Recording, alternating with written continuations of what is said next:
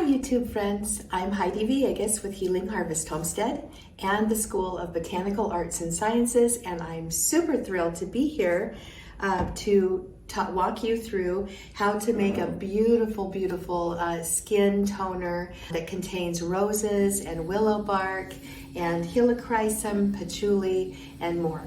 So this is a really wonderful toner for your skin, or just a spritz for your face as you go through your day.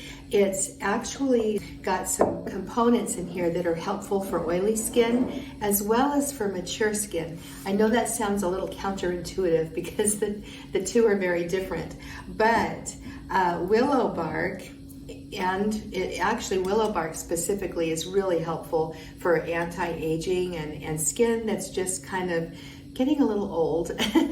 And it's also astringent, so it's helpful for people who have a lot of oil on their skin as well.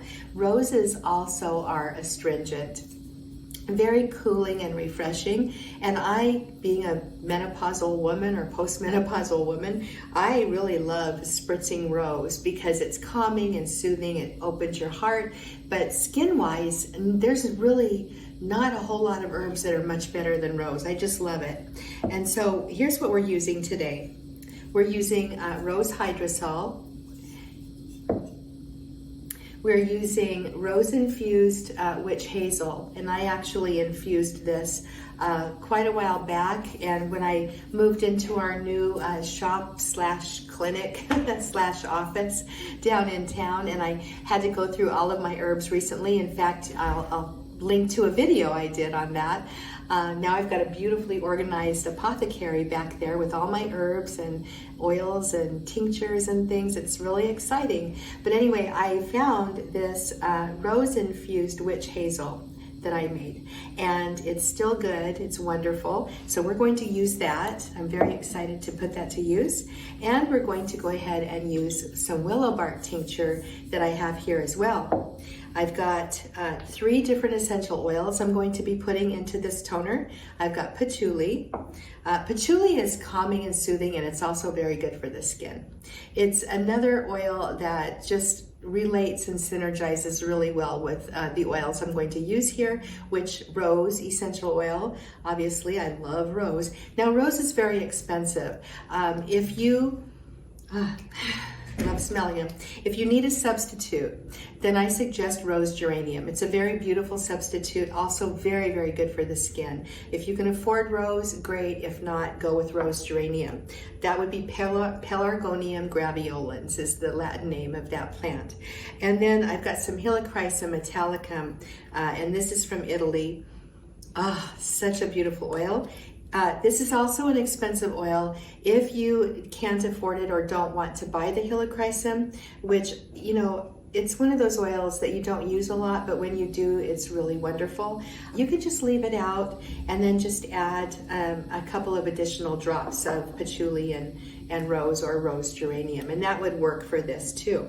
I want to talk really quickly before I get started about some tools that I have here. I've got some 91% isopropyl alcohol, or sometimes I'll use my high proof Everclear, the 190 proof, because you want to be sure that you're sterilizing your bottles that you're going to be putting your preparations into, and any containers that you're going to be using, which I've got a 50 milliliter graduated cylinder here. That's going to help me measure things out. So that's what I've got, a little funnel, a little extra bottle to hold the extra witch hazel infused, rose-infused witch hazel, and we'll go ahead and get started. But I'm super excited about this. I'm actually going on a trip next week, and I'm planning on, you know, the items that I want to bring for personal care. This is definitely going to be one of them. It's in a little bottle, so it's not in like a massive spritzer bottle or anything. I can easily carry this in my purse, so super excited about that. All right, so first off, we are going to strain off this rose-infused witch hazel, again, that I made some time back, and it's just lovely. To make this, all you need to do is fill your jar about halfway full with organic rose petals. They do need to be organic. Roses are some of the most highly sprayed plants in the world. So you definitely want to go organic with your roses. And as I just gonna press out the plant matter here, and these roses are fully macerated. Wonderful. And let's see here, grab another bowl. I'm just gonna drop the extras into that so I can get those composted.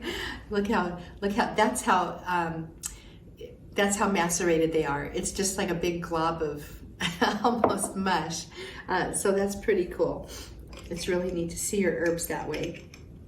You know you've got a good product when your herbs practically disintegrate in the solution, or what you're left with is you're not going to want to use it except for compost. All right, here we are. Beautiful. Alrighty, there we go. I've got 2 globs of beautiful rose-infused witch hazel for the compost heap. And look at that. I don't know if you can see that. I don't want to spill it out of there, but look, it's a beautiful dark color. The rose color just infused right into the witch hazel, and it's really lovely. So this is not going to be a pretty pink color. This is going to be like a brown, and I'm putting it into a clear glass bottle. Usually I use an amber glass, but I wanted to try these out and see how they worked. And in terms of sunshine, usually we want to use amber glass because it's protective in terms of the UV light. It just helps keep things a little bit longer, but I'm going to be using this up so fast, and I imagine I'm going to make more and more of this. So clear glass is fine for me for this preparation. Okie dokie. This willow bark tincture that I've got here, by the way, is not strained out, so I'm going to be just using this right out of the bottle with the herbs still in it. And if you don't shake it, your herb will sink to the bottom and you've got a nice tincture at the top. And this again is also a couple of years old, and it's still perfectly good. All right, so the recipe for this. What I've decided to do here is to use the rose hydrosol and use 30 milliliters of this. So 30 milliliters is about 1 ounce. So I'm going to go ahead and pour it into my graduated cylinder. And the way you know that you've got an accurate measurement is when when you pour things into a graduated cylinder, you're going to have a little concavity or a little concave area on the solution. So what you want to do is be sure that the bottom of that little concave portion is sitting at the 30 milliliter mark. So there we go. And we've got that just right. So I'm going to go ahead and pour that into my bottle.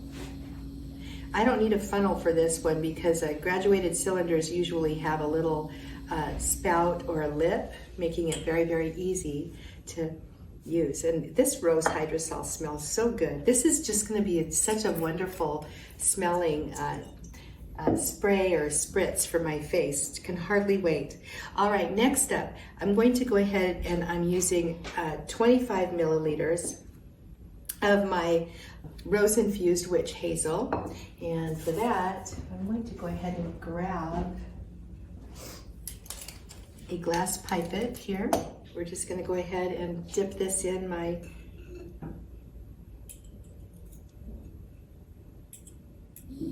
I don't have you know what I should have done is probably poured this into my large beaker. It has a lip. I didn't think about that.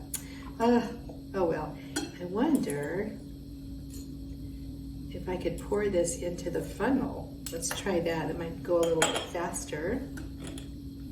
I don't know if this is going to spill. Actually, no, it's good. If I'm really careful. All right. I did get a little too much. Not a problem. I'm going to pour it out. I want 25 milliliters. And there's 20. It's a little, I'm going to use the pipette for the rest of this. Perfect. Okay.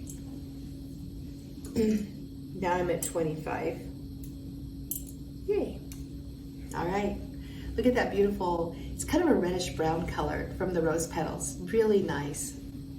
Okie doke. This is going to go into my little spray bottle. I don't think this is exactly a 2-ounce bottle. Usually it just goes to the shoulder, so we'll see how we go with the Willow Bark here. I might have to make an adjustment. I wanted to use 5 mils of the Willow Bark tincture. So Willow Bark, it's tinctured in alcohol, and that's one of the reasons why I don't want too much of it in there, but I want it nice and strong.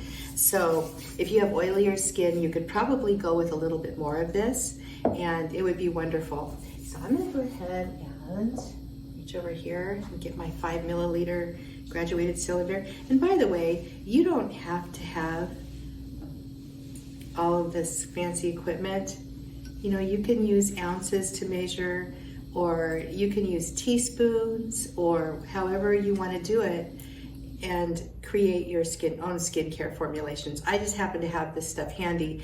And if you look at my past YouTube videos, I normally just use like measuring spoons and things like that. But again, since I got everything organized and moved over here, I'm gonna try to be a little more official herbal here. Alrighty, I'm gonna go ahead and pour this in here. Yeah, I'm getting about 3 mils in here, and that's it. Alrighty, and it is full to the shoulder. But look at that pretty color. It's actually not, I thought it was going to be browner. It's actually more of a reddish brown. It's really pretty. All right, so I'm going to use 4 drops of each of these essential oils. Now I have to tell you that I'm not using a solubilizer. I'm going to use this for myself. I'm not selling it or giving it away or anything.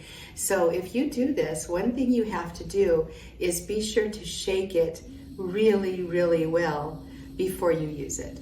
And that's to be sure that the essential oils get dispersed in the solvent or the fluid, the solution, into more of a solution. So when you spray it on your face, ooh, oh dear, my rose is kind of solidified here. Oh, interesting. Oh goodness. Sometimes when essential oils get really too cold, they get a little solid, and that's what happened here. So I just took a few little, took a little blop out. Rose is extremely safe for your skin, so I'm not concerned with that. And then I'm going to do 4 drops of the helichrysum. And I'm not really worried about the solidification of the rose. It will unsolidify when it gets warm enough. This office is very, very cold. We are in North Idaho, and it takes a little while to warm up. And I'm only in here for a couple minutes today, so I thought I would just get this done and video it for you in the meantime. So I'm going to go ahead and put my lid on, and I'm going to shake this really, really well because it's clear all the way up past the shoulder. There's not a lot of wiggle room in here. I want this mixed up super well. Okay.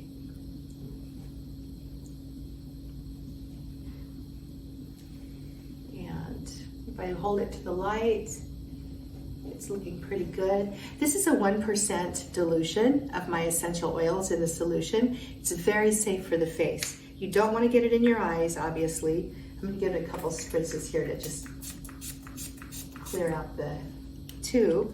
All right, here we go. Let's try this. Oh, this is nice. Oh, one quick tip about the witch hazel. So you can buy witch hazel that is based in alcohol or different fluids. And the one I'm using is not based in alcohol because I don't like putting alcohol on my mature skin. So, all right, you guys, there we go. Beautiful rose and willow facial toner or spritz. You can use this in the morning after you wash your face, or you can use it even throughout the day just to refresh your face and give yourself a beautiful glow. All right, that's it for this video. I'm Heidi Villegas with Healing Harvest Homestead. I have a free remedy guide for you with a cheat sheet that's really handy if you want to grab that and get started with some remedies and recipes that work for you in your home. Oh, and I also wanted to say too that I do have this essential oil reference guide that's got it's filled with safety information for different populations and different uses of essential oils so that you don't make mistakes. And you just heard me talk about the fact that I'm only using a 1%, even though these are very safe essential oils. But I'm working with my face, and so I don't want to have a strong essential oil, percentage on my face. Not a good idea. All right, I love you guys, and I hope you have a beautiful, beautiful day and enjoy this great spring. It was fun to talk with you today. I'm Heidi Villegas, Healing Harvest Homestead in the School of Botanical Arts and Sciences.